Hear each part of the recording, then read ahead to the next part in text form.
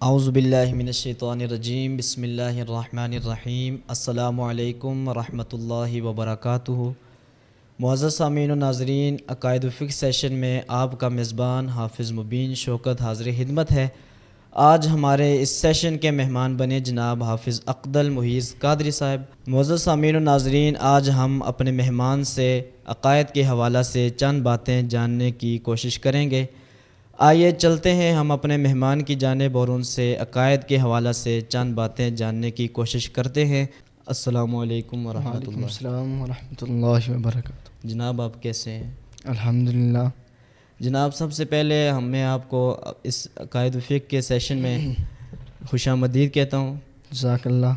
جناب آج میرا آپ سے سب سے پہلا سوال یہ ہے کہ مشرک کسے کہتے ہیں، مشرک سے کیا مراد ہے؟ سب سے پہلے تو میں آپ کا اور آپ کی پوری ٹیم کا شکریہ ادا کرتا ہوں کہ جنہوں نے مجھے یہاں آنے کا موقع پرووائڈ کیا اور میں آپ کی خدمت میں حاضر ہوا۔ اچھا، آپ کا سوال یہ ہے کہ مشرک کسے کہتے ہیں؟ مشرک وہ لوگ ہیں جو اللہ کے سوا کسی اور کو عبادت کے لائق سمجھتے ہیں، وہ اسے الہ مانتے ہیں، اس کی عبادت کرتے ہیں، وہ جو لوگ ہیں وہ مشرک ہیں، وہ مشرک کہلاتے ہیں۔ ماشاء اللہ، آپ نے بہت اچھا جواب دیا۔ جزاک اللہ۔ اور میرا دوسرا کوسچن ہے آپ سے کہ دنیا میں کون کون سی قومیں مشرک ہیں؟ اچھا، آپ نے سوال یہ کیا کہ کون کون سی قومیں جو ہیں وہ مشرک ہیں۔ سب سے پہلے تو یہ ہندو قوم ہے جو کہ اللہ تبارک و تعالیٰ کو مانتی ہی نہیں ہے، وہ صرف بتوں کی پوجا کرتے ہیں، اسی کو الہ مانتے ہیں، اسی کی عبادت کرتے ہیں۔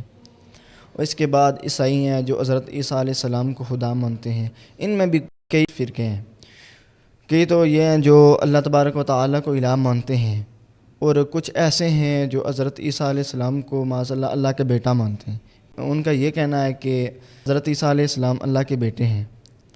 اور اس کے علاوہ پارسی ہیں، یہ ساری قومیں جو ہیں وہ مشرک کہلاتی ہیں۔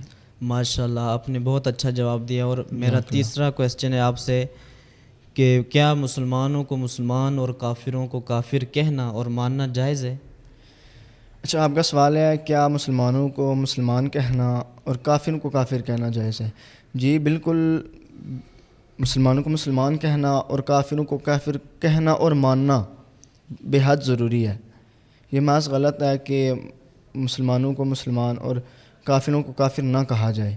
اللہ تبارک و تعالیٰ نے قرآن میں خود یہ فرمایا کہ قل یا ایھا الکافرون، کہ اے کافروں، یعنی اللہ تبارک و تعالیٰ نے خود کافروں کو کافر کہہ کر پکارا ہے، اس لیے کافروں کو کافر کہنا اور مسلمانوں کو مسلمان کہنا یہ بے حد ضروری ہے۔ کیا مسلمانوں میں بھی مشرک ہوتے ہیں؟